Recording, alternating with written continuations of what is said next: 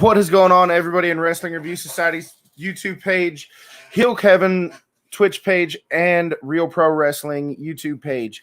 I want to thank you all for being here. We have an amazing interview set up for you guys this evening, and it's one that I've been looking forward to ever since I saw him WrestleMania weekend, the show we did with Real Pro Wrestling versus Pile Driver Pro.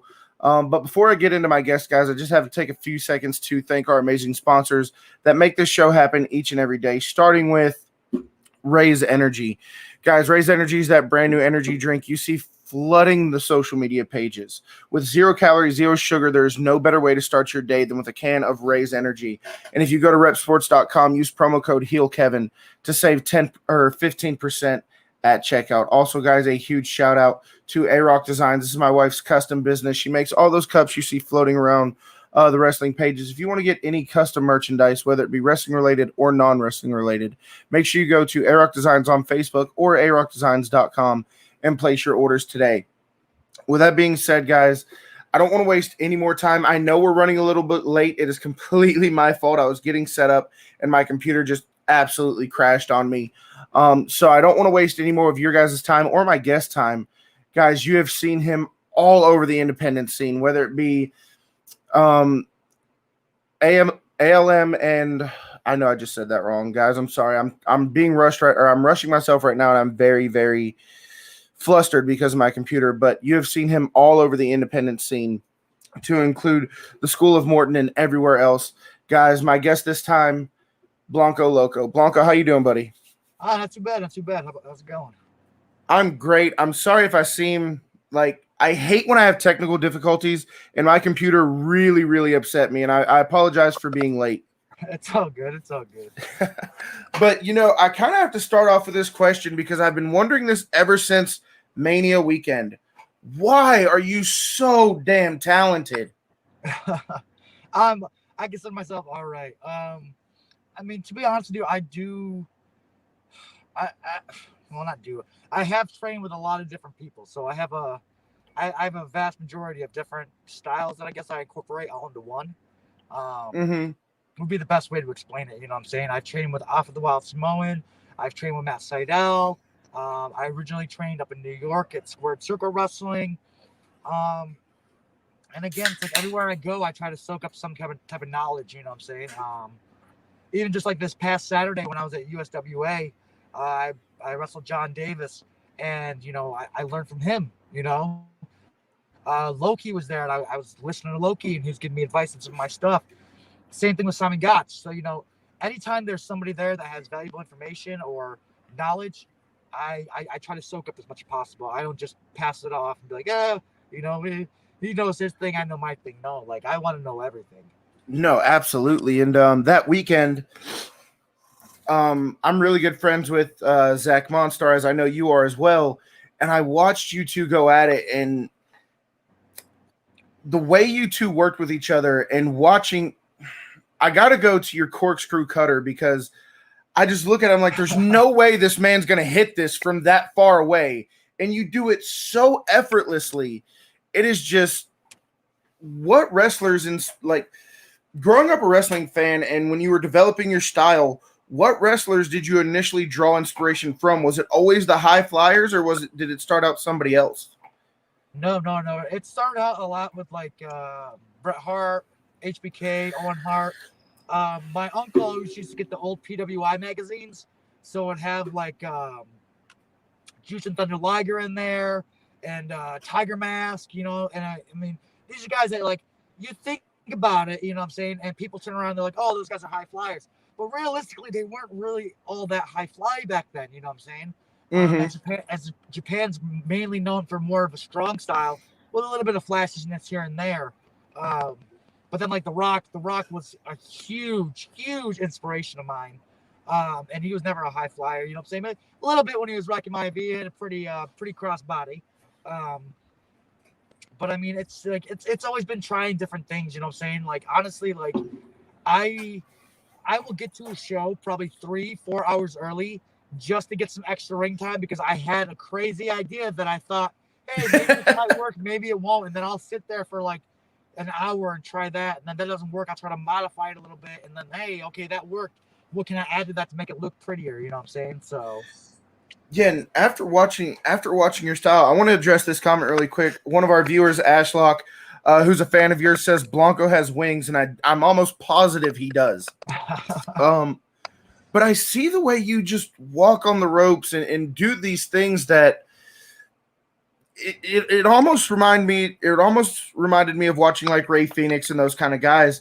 Is there ever a time where you go to do something you're like, this is just not even possible? Like, is there anything that freaks you out? A lot of the stuff I do. To be honest, he's like, yeah, 90% of the things I do.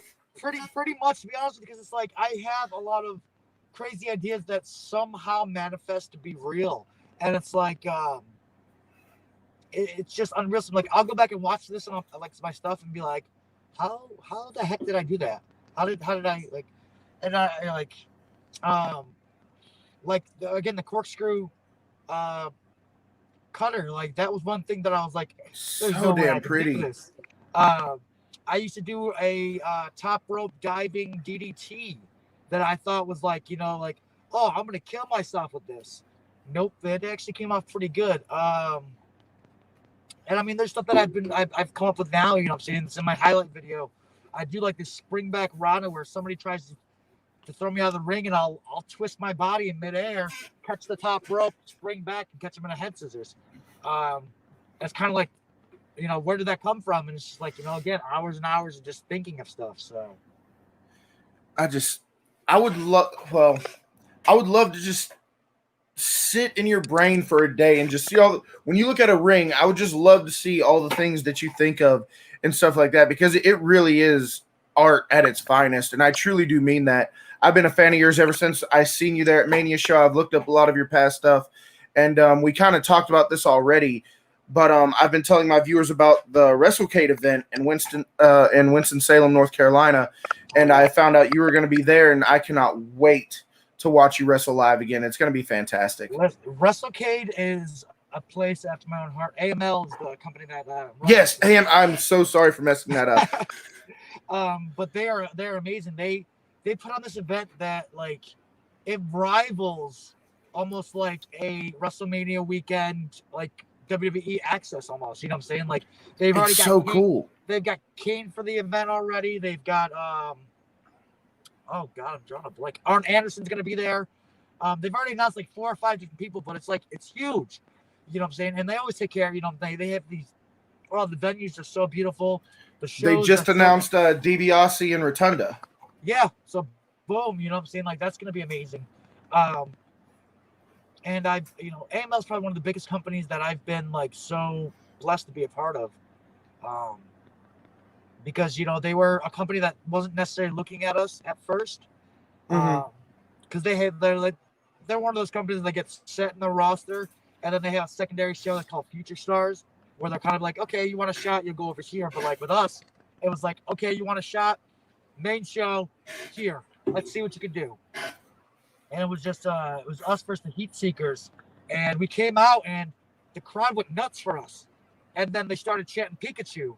And it was like, you had 600 people chanting Pikachu, which was amazing.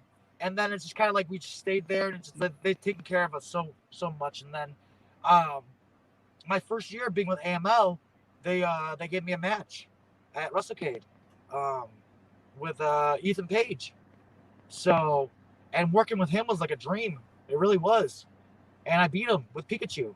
So, yeah, I normally go to WrestleCade every single year, because whenever somebody asks me about it and they're like, well, what is WrestleCade? I'm like, okay, think of Comic-Con, just instead of people dressing up as characters and stuff like that, it's a whole bunch of wrestlers, and then you have a wrestling show at the end of it, and it's the best way I can describe it. But you bring up Pikachu, and if you thought I was going to go this entire interview without asking about it, you're absolutely crazy. So I know you draw inspiration from a lot of things outside of wrestling, like Pokemon, and I even believe I saw you in Dragon Ball Z esque attire. Yep. Where do you draw your inspiration from aside from those? And did you ever think Pikachu was going to be over as much as it was with you and your character? No, I mean, to be honest with you, I've always been a nerd, and it's like I came out of the Pikachu backpack one time, and it was completely by mistake. It wasn't even like something I meant to do. Um, I had it on like right before a match because I went out and did merch, and then I stuffed all my money in the Pikachu because it's like a zipper backpack and everything like that. And Instead had of the it on. fanny pack, you got Pikachu. Yeah. So like I had them on, and they were like, "Oh, go go go go go!" Cheered. Like, oh crap! So like I just went out, and people just started chanting Pikachu, and I'm like, "What?" I was like, "Oh my god, I still have it on." So I was like, okay. I was like, "We're gonna." So then at that point, it was like, fans, because then like the next show I came out with it, they're like, "Hey, where's Pikachu?" And I was like, "Oh, he's in his Pokeball.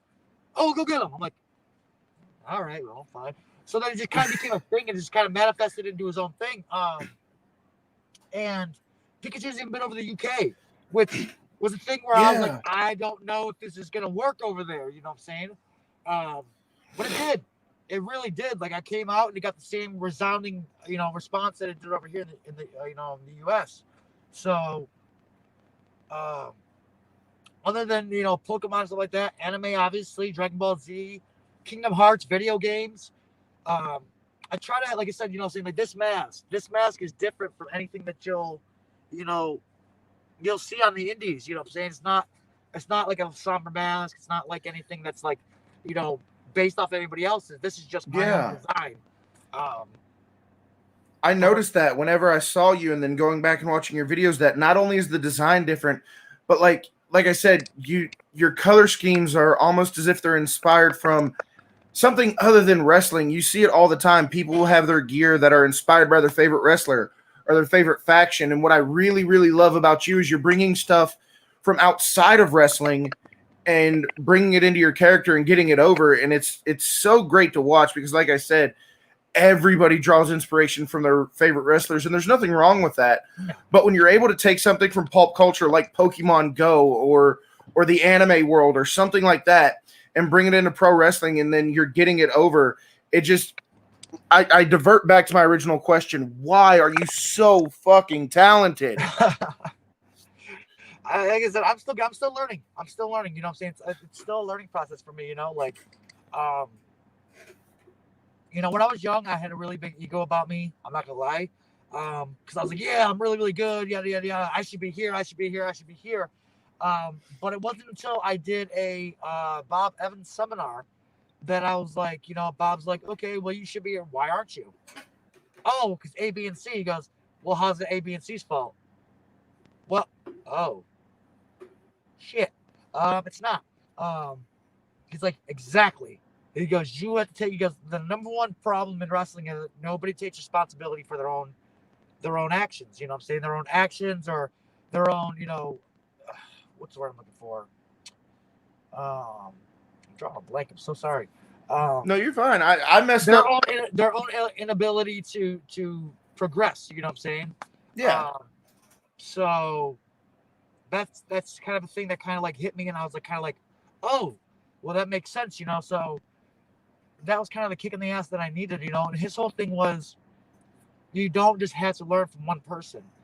I've done Riley Brookside seminars. Who's the head trainer, one of the head trainers at WWE. Same thing with Johnny Mhm. Moss. I've learned from Gangrel. I've learned from Jack Swagger. I've just taken any opportunity. Like I'm literally I'm at OVW tonight. You know what I'm saying? Like, and Al Snow's here, Doug Basham's here. Like, I'm gonna be learning from those guys. There's a show tonight that I'm on, and I just take any chance to kind of like soak that knowledge up. So Yeah, and congratulations on OVW. I know I wanted to do the interview last week. You were busy with OVW. Congratulations on that. And just a while ago you said, Pikachu's been over in the UK and now you're with OVW and all these other companies. Um how is it moving from all these different, like, what are the different experiences like as far as like stateside wrestling and abroad wrestling? Is it is wrestling different or is it the culture and the fan base that's different? it's kind of the culture and the fan base, and a little bit of the wrestling. Um, so and I know there's a lot of U.S. wrestling fans watching. Don't take this the wrong way, but Y'all are greedy. Y'all are super, super greedy. We always want more. Exactly, you know what I'm saying? And that's never a bad thing, but like here's the thing, like so when I was wrestling in the UK, you know what I'm saying? It was me versus Robbie X, my first match in the UK. And we really didn't do shit. You know what I'm saying? Like we played this very smart match and we got standing ovations during the match, you know? And then after the match, same thing. But it was like if I were to do that match over here, fans would be like, "Oh, where's the Canadian Destroyer? Hey, where's the Reverse Rana? Hey, where's the thing where you spike him on his head? Hey, where's the super dive? You know, all the dives and everything like that. You know?" And I'm just like, here's the thing, you gotta remember, and this is for the fans. You guys gotta remember, every time I go in the ring, I'm giving you a piece of my body. You know, a piece of me doesn't leave that ring. A lot of fans don't understand that. You know what I'm saying? So like, and it's not that I don't want to give you a bigger piece. I'm giving you as much as I can. You know, to be able to go on and give you more later on. You know, that's the thing. Is like if I give you a small piece now, just wait a little bit. I'll give you a bigger piece next time, and a bigger piece next time, and a bigger piece next time. If I give you the big piece now, I can't. You know what I'm saying? I can only give you smaller pieces. Where do you go from there? Exactly. You know, so they don't use a lot of sugar in their food or spices, so that was weird. That was definitely weird because I got this huge thing of cake while I was over there. We went to like this buffet. It was like huge. I was like, oh my God. And they had like these huge, legit chocolate cakes like this big. They're like, oh, you want a slice? I'm like, hell yeah, I want a slice. And I was like, it's good, but it's not really sweet. They're like, yeah, we don't use a lot of sugar. I'm like, oh, okay. All right. I'm gonna have to call bullshit because no homo. I've seen you with no shirt on. And I've seen your freaking abs. You ain't had cake in like 6 years, homie. Listen, I do eat a lot of cake. It's the fact that I wrestle so much, I get my cardio in. If it wasn't for wrestling, I'd be like 200 pounds. Dude, I love your TikTok videos where you're sitting there and you're debating whether the cake and the protein shake or you're going through the fridge and Ellie comes in and just crushes your hopes and dreams. What a mean girl she is. Right? She's terrible. But speaking of Ellie, I wanted to ask you about the International Superstars. Can you kind of tell me how the team was formed and yeah, basically how you guys formed the team in the run you guys had? All right. So I'll give you the long story short version. So me and my former partner, he who shall not be named, we were Voldemort. Yeah, Voldemort. I would listen. I Voldemort would have been a better tag team partner. Hey, it's your show, man. So it was pretty much like we had met at a local show. And we were like, hey, you're really good. Let's start a program. Doing a program. Hey, let's go over to WXW, see if we can get booked in singles over there. We get over there and Pops, Alpha, saw us. It's like, you know, I'm going to have you boys tag up for this show. Okay, no problem. That's fine. We tag up and our fate was sealed. We tagged up, and then Pops goes up afterwards. He goes, I want you boys in the next show. Yes, sir. We'll be there. Thank you so much. We get there, and he's like, all right, we got to come up with a tag team name for you guys. We're like, what? He's like, oh, you're a tag team, aren't you? We're like, no, that was just because you wanted us to be. He's like, well, you're a tag team. I'm like, all right. He's like, and how do you argue with Alpha? Exactly. He's like, what do you want to be called? I'm like, how about Brutal Impact? And he's like, no. Like, dead face, just no. I can see the emotion through the mask. No. Right? So he's like, how about the International Superstars? And I'm like, all right, that's fine. Sure, I'm not going to argue. And that's kind of how that happened, you know. We did the Bob Evans seminar, and that's when, you know, we started, I did it. We started reaching out to different places, different states, and everything like that. And then Ellie just kind of like folded into the mix. She came to a show one day and she was debuting at the company and she was wearing like a teal one-piece thing for her merch, for her gear. And we had just bought brand new like teal, silver, and everything like that, black gear. And she made like a funny comment. Well, she thought it was funny. I didn't. I walked away from her. She's like, oh, we met, so I'm in the International Superstars now. And I was like, sure. Okay, whatever. But then the promoter hit us up literally like 20 minutes later, he's like, hey, do you guys have a girl you can bring with you? I'm like, I can find someone, yeah. So I was like, hey, That one comment changed it all. Right? I was like, hey, do you want to jump in the car and go? And she's like, yeah. And then literally it's been that way ever since. We had a fourth member for a little bit, Zach Cooper, who was, who's a phenomenal talent, you know what I'm saying? But he was always kind of like, how do I put this? He was kind of the X-Pac of the group. Like, super, super talented, but better off singles, you know? Yeah. So, he was just like, didn't get the psychology of tag wrestling. Yeah, pretty much, you know what I'm saying? So then, that happened and everything like that. And then it's just been kind of that way, We've lost a few members, Zach's kind of going back to his teaching and everything like that and coaching football. The other one, we don't speak about him. And then me and Ellie just been grinding. You guys really have, and you guys are literally everywhere. Like we said earlier, going outside the U.S. and everywhere inside the U.S. And I want to talk to you about you and Ellie. But before I do, I kind of skipped over this. But what is it like getting your first call saying, hey, we want you to come wrestle outside the U.S.?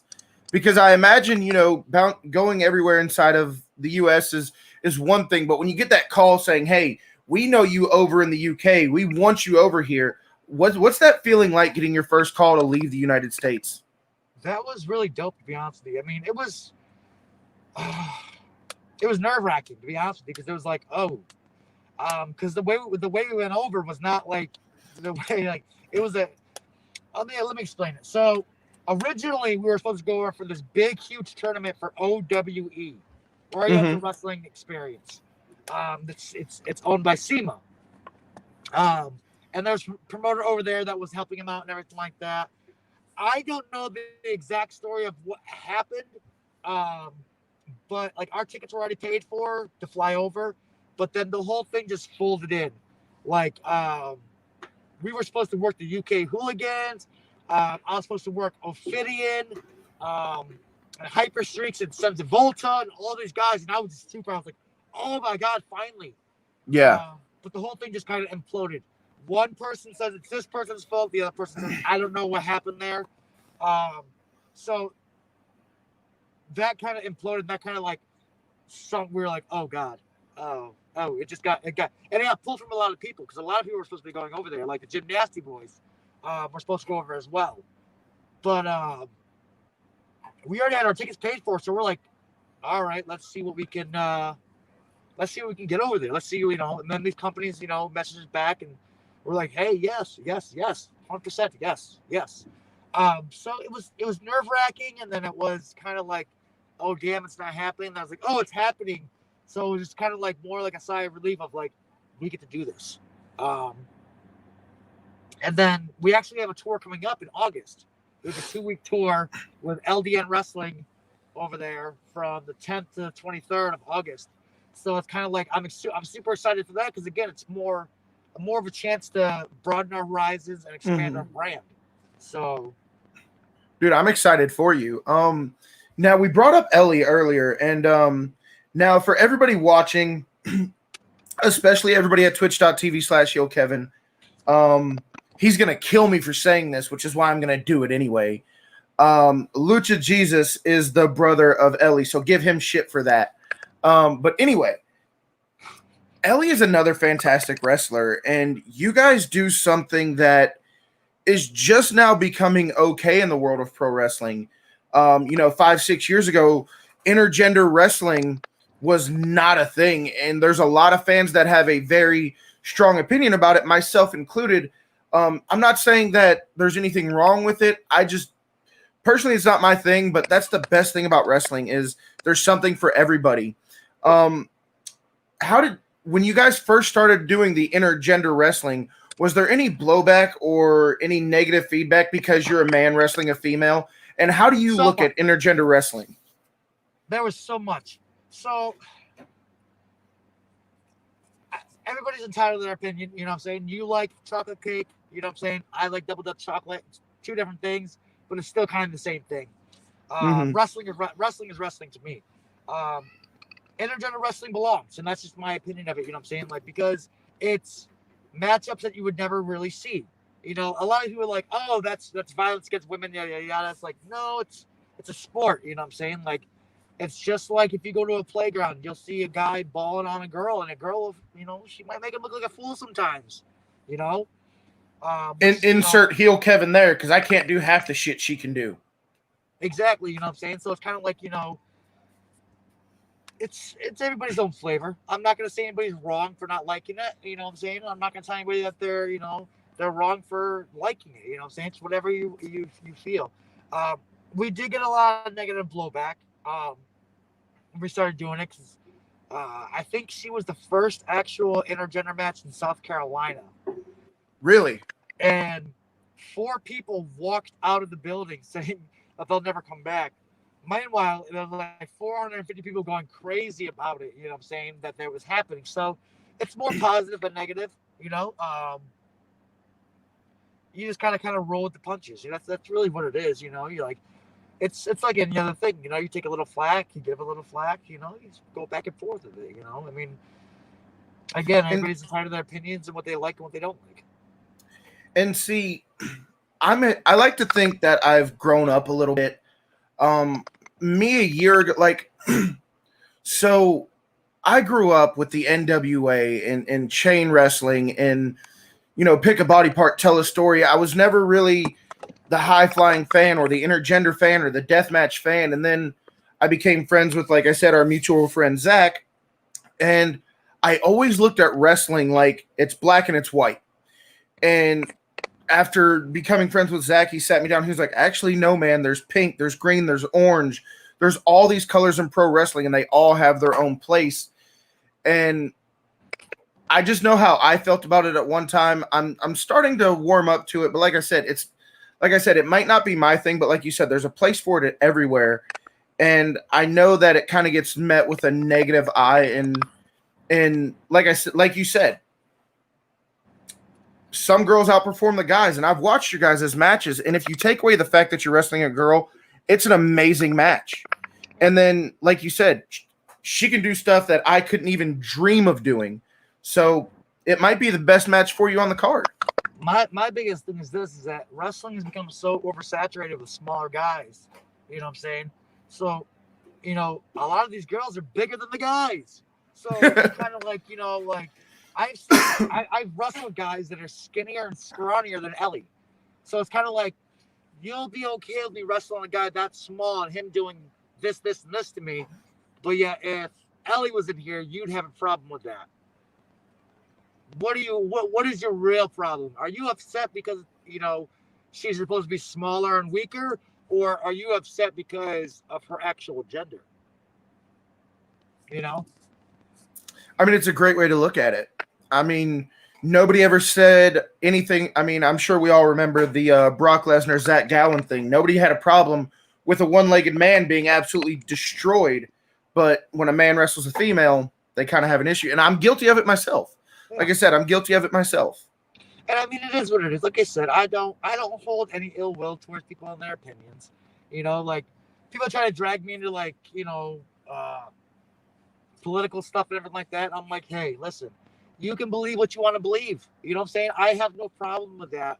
You know, it is what it is. You know, like, that's just, the world would be a better place if people just respect other people's opinions versus trying to force them to believe what they believe. You know. Yeah, and that's the biggest thing I've tried to do is nobody's saying that I have to like it. Nobody's saying that it has to be my thing, but don't just shit on it because it's not my favorite. Let them do their thing. You don't have to like it. If you don't like it, that's fine. But don't try to shit on it or run it down just because you don't understand it. And that's what I've really tried to do. That's the problem with a lot of these, you know, internet tough guys nowadays. They'll say they hate the product, but then they'll go and watch the product, and then they'll go back and shit on the product. It's like, then just don't watch it, bro. Nobody's forcing you to buy a ticket. Exactly. So one thing I wanted to ask you about, obviously, the mask. The mask is a big deal to you. I seen all your Facebook Lives when you were promoting the show back in April. You were always masked up. I've never seen you without the mask. There was one time, but that was very brief when I was backstage getting my notes and stuff. But why is the mask so important to you? Did you always know you wanted to wear the mask? And if not, when did you transition to the mask? And what does the mask mean to you? I caught a lot of flack for wearing a mask back in the day. Because I wasn't trained in lucha libre. You know what I'm saying? Like, I wasn't a traditional luchador, and I know, I try to explain to people, like, even like now, I don't consider myself a luchador. Yes, I wear a mask. Yes, my name is Blanco Loco. I'm not trying to shit on luchadors or anything like that. I'm not trying to shit on lucha libre or anything like that. I'm just trying to be my own character and what makes sense to me. You know, it's just, I'm like Deadpool. You know what I'm saying? If you watch my promos, if you watch my, how I am in the ring, if you watch how I am in real life, that's my personality. That's really how I am. I did have Adam Rose tell me once that I was too handsome to wear a mask, though. So that kind of a little bit. But no, like I didn't know that I always want to wear a mask. It was more of a thing of like it just kind of happened. It was like I was working. I just moved to Florida. I was like 130 pounds, really scrawny kid. And the promoter was like, "Yeah, you got to do something different." You know what I'm saying? We don't, your character doesn't really work. Blah blah. Some of my friends, Rob Venomous, who makes, made by like I have this Lord Draken shield with my with a Power Rangers helmet that's based off my mask. Super cool. He makes props and stuff like that. So like he made me a mask, the original OG Blanco mask, and I put it on and like I didn't know what to call myself. I had no idea. And we were in a Spanish area in Riverview, Florida. It's like really Spanish.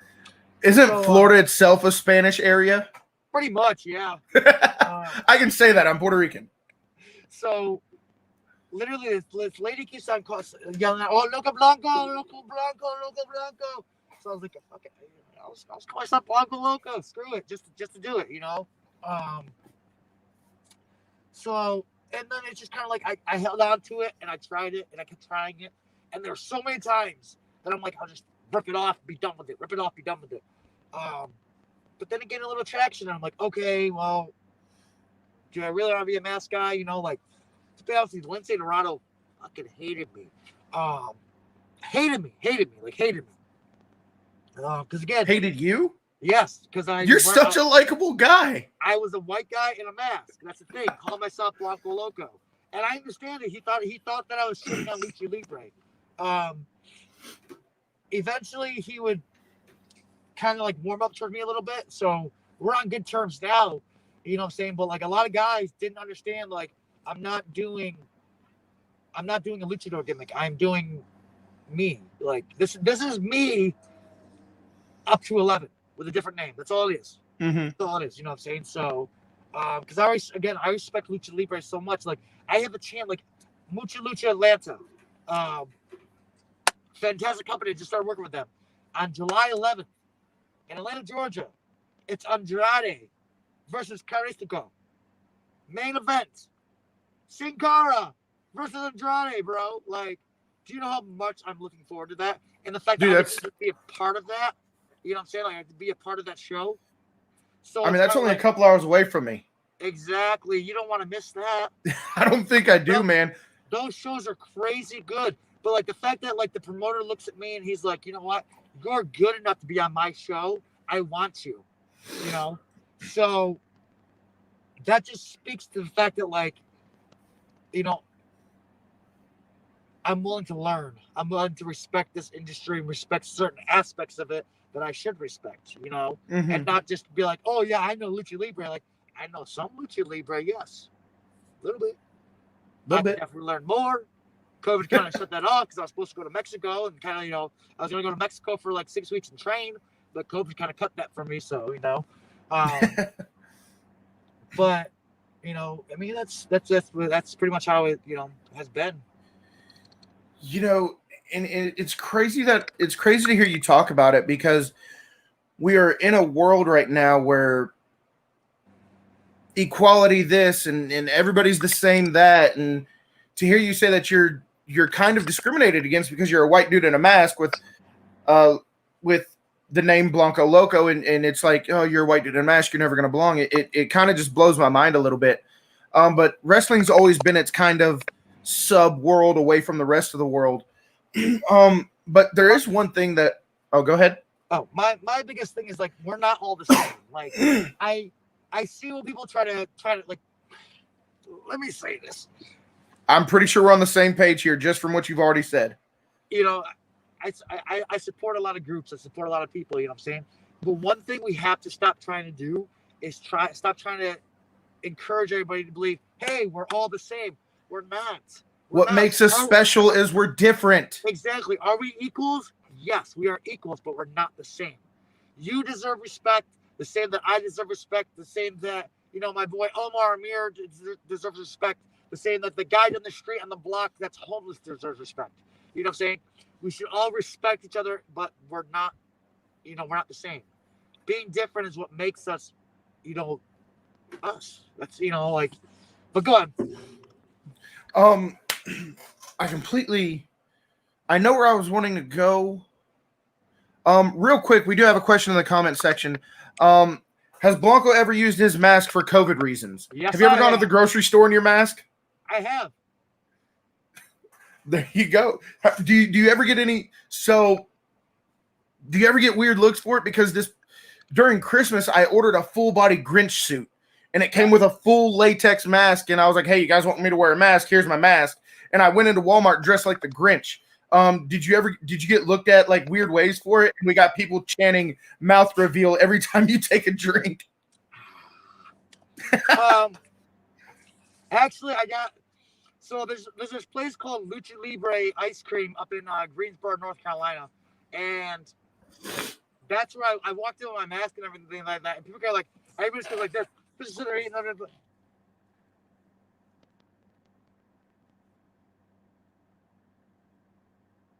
And like they started looking at each other, and I'm like, oh god, they're gonna think I'm famous, and I'm like, go ahead, think I'm famous, ask me for an autograph, go ahead, do it. But I mean, yeah, people give me looks and stuff like that. It's a regular thing, It is what it is. I don't care. I prefer it. Look at me. So, one thing that I really wanted to ask you about, and I kind of experienced this firsthand at the April 9th show, and so for anybody who's wondering, anybody who wasn't watching the channel back then, I got to be on commentary for a show that Blanco and Zach put on together, Real Pro Wrestling versus Pile Driver Pro, and I got to be on commentary with Bud Heavy. The opening match for the show, I've got my notes and I'm going through it, and it was something called Kaiju. Yep. And I looked at you and I was like, what is this? And you were like, Kaiju is Kaiju. There's really no other way to explain it.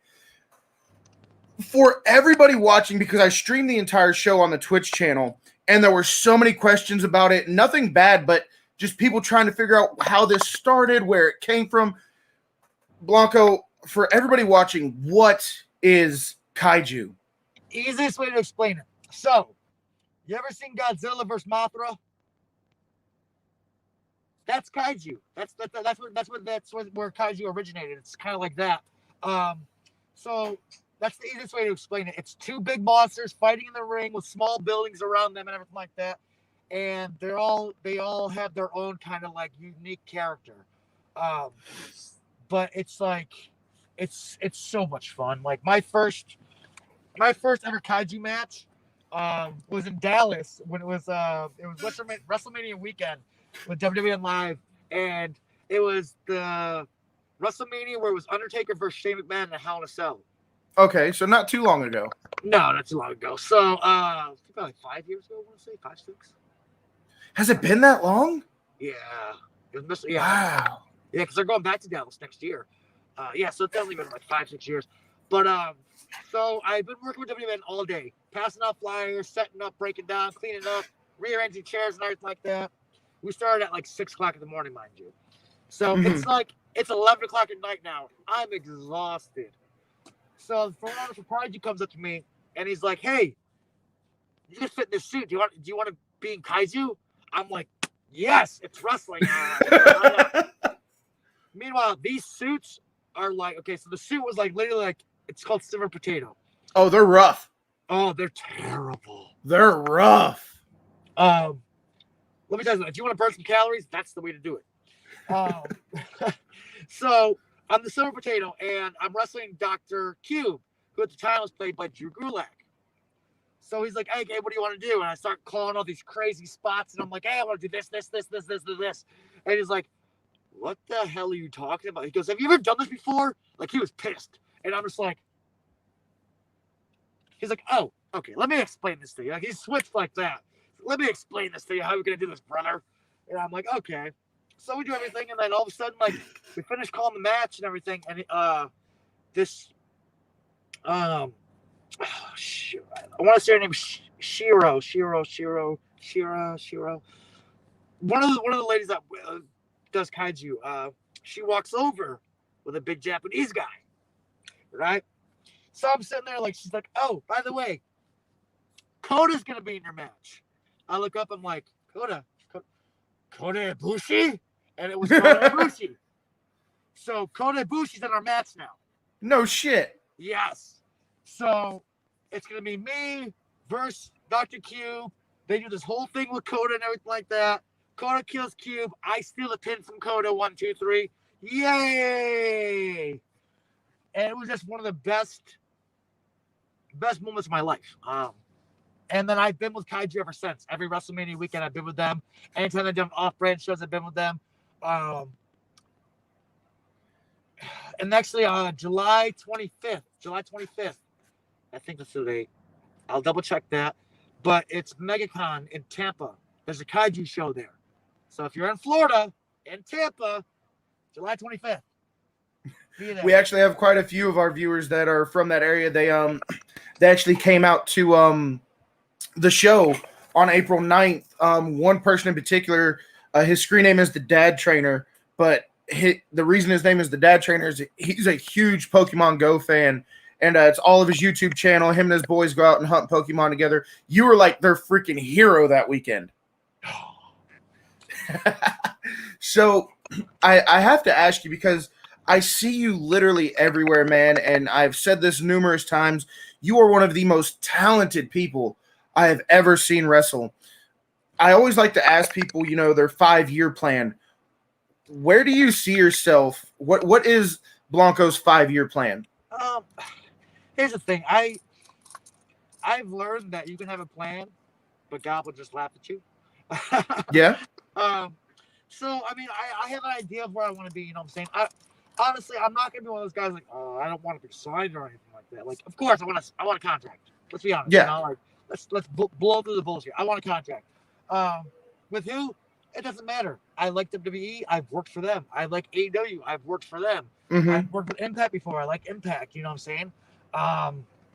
It doesn't matter to me. You know what I'm saying? As long as I'm able to do what I love, that's what I care about. As long as I'm able to keep learning, that's all I care about.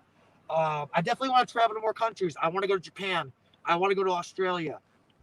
Definitely try to hit at all 50 states if possible. We have Canada coming up in August. Right before we go to the UK, we're going to Canada. So, like, just travel and learn more. To be honest, that's my 5-year plan. I mean, and that's one thing that is a very common thing, especially with indie talent, is we want to see everywhere. We want to get our name out there. We want to build our brand. We want to, eventually everybody wants a contract, and you tend to have those 1 or 2 renegades. "Oh, I don't care about a contract." I feel like at the end of the day, everybody kind of cares about it. They're lying. Yeah, I'm sorry. But here's the thing. If you're saying you don't want to be signed, you're saying that you don't want more money. And let's be honest, everybody wants more money. I mean, I do. Exactly. So let me ask you this. How long have you been actually wrestling professionally? 13 years now. Holy that long. Yeah. But to be fair, like, here's the thing, like, and a lot of people like ask me that, especially on podcasts. They'll be like, 13 years and nobody's picked you up yet. It's like, not their fault. I didn't start being super serious about it until about 5 years ago. Like, okay. So like being like, probably I'll say like 7 years ago, because I started getting like into really good shape and everything like that, and like gaining my weight and everything like that. So, but I mean, it's sometimes it's a long journey. Sometimes it is, and I'm not upset about it. I'm not upset that it's not my turn yet. Like, there's a spot for everybody, and when it's your time, it'll come. You know what I'm saying? But you can't just sit and wait. You got to go out and try to find, at least something to keep you preoccupied or help that spot become available faster by you doing what you're supposed to be doing. There's this old story that I really, really like, and I apply it as much as I can. Um, and I'm not trying to bring like religion or anything like that into this, but there's this old story. Two farmers desperately needed rain, but only one prepared their fields to receive it. And which one do you think got it? And I try to live my life by that. Like, it's not just going to happen. You have to prepare yourself to get what you want. And listening to you talk about it, it's along the same lines. Exactly. But the reason I ask you how long you've been wrestling is there's always this question I like to ask somebody, and I never get the same answer twice. But if you can go back knowing everything that you know now, being in wrestling for 13 years and really serious in wrestling for 7 years, if there's one piece of advice you can give yourself 13 years ago, knowing now what you didn't know then, what would that advice be? Jeez. Hitting you with a deep one, man. Move to Florida sooner. Vertigo Rivera said the same thing. Yeah, move to Florida sooner, and they definitely get like a mixture between that and the gym. You know what I'm saying? Like, because again, like I wasn't really taken super seriously until I went from being like 130 pounds to like right now I'm 205. So I wasn't really taken seriously until I started gaining weight and actually cared about how I looked. So was there any certain event or anything that happened where you said, okay, you've been in it 13 years, but really taking it seriously 7. Was there anything that happened 7 years ago that you said, hey, I need to really start applying myself? Or did you think it was just time to stop messing around? I was in a really toxic relationship. You know what I'm saying? Been there. I'm not going to get too personal with it, but I ended up getting out of that relationship, and then it was like I was by myself, and I'm like, you know what? It's time to focus on me. So that's pretty much it. It was kind of like I was away from everything that I was afraid of, and then I said, screw it. I'm just gonna focus on me and just kind of push myself. So no, and I completely agree with you. I mean, I've been in many more toxic relationships than I'd like to admit. Married now, happiest I've ever been. So everything works out in the end, I guess. But definitely been there and can definitely relate to that story, man. Another question I like to ask, because I do these interview shows each and every week, and I love interviewing independent talent. Don't get me wrong. I love interviewing big names too because it brings viewers in, but I always love the independent guys and the independent girls and getting their stories. We have a lot of people in here who are aspiring to be pro wrestlers. One of our viewers now is actually getting ready to go to wrestling school. If there were any advice you had for people trying to break into the world of pro wrestling, what would that be? Don't stop training. So most wrestling schools are usually like a 12-week course nowadays. Don't stop there, please. Don't stop there. Get gear that is not off of eLucha. Get gear that's your gear, that's made for you. Train as much as possible. Don't do 12 weeks, say, hey, I'm a wrestler, and go and start taking bookings. Like, no, learn. Find a reputable trainer. If they haven't gone more than 40 miles, don't learn from them. Again, I'm saying, like, find someone that's going to invest in you too. You know what I'm saying? Like, there's a lot of schools that just kind of bring kids in, ship them out, bring them in, ship them out. Like, find people that want to invest in you. Eat right, train right, cardio. Find a brand that you're going to push. I could go on and on for days about this. You know what I'm saying? Honestly, find music that's not copyrighted. Yes. There's so much, invest in yourself, guys. You know what I'm saying? I mean, there's too many people out here right now that were trained by God knows nobody, you know what I'm saying, that call themselves wrestlers that are hurting people. You know what I'm saying? And it's like, you don't want that. Like, we want wrestling to be good. And if you're trying to train, it's because you want wrestling to be good. So if you want wrestling to be good, invest in it fully. Don't half-ass it. That's all I really got. No, I mean, it's great advice, and we are hitting to that 1 hour mark, and I do want to be respectful of your time. I know you're at OVW right now. I just have one final question for you, man. Of course.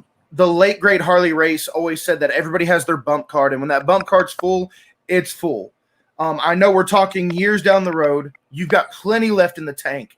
But when that bump card finally is full, is there a possibility of seeing a Blanco Loco wrestling school itself? Very possible.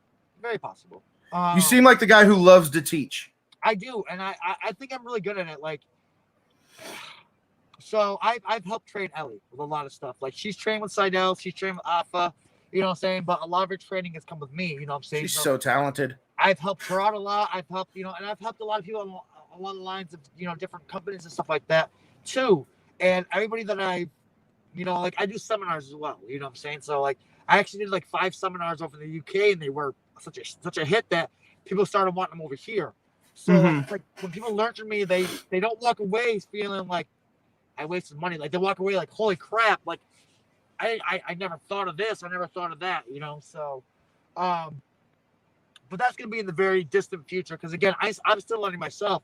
And even if I were to open a school, I would still be one of those guys that I don't know everything.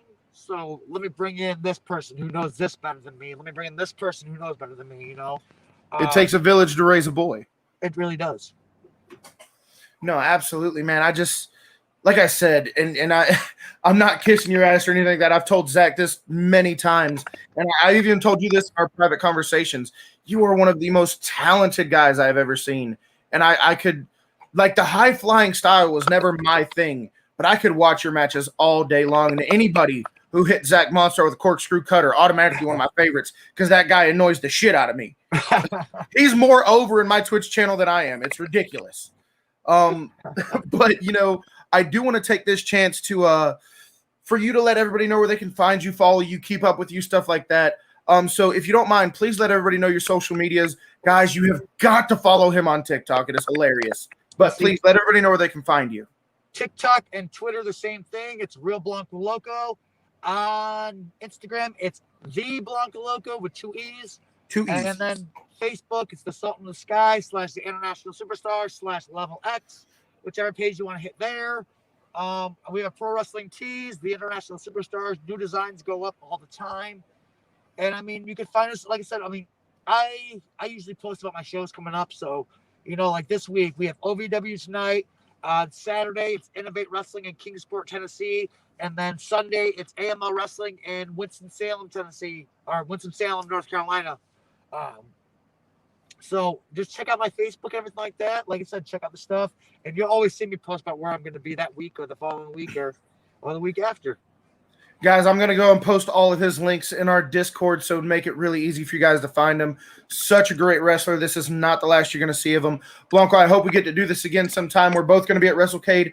Who knows? Maybe if things line up, we could do this in person. Yeah. I'm always down to see you wrestle, and such a fantastic dude. And once again, thank you so much for doing this interview. I apologize for being late once again, but thank you for being so giving with your answers. And like I said, I cannot wait to do this again.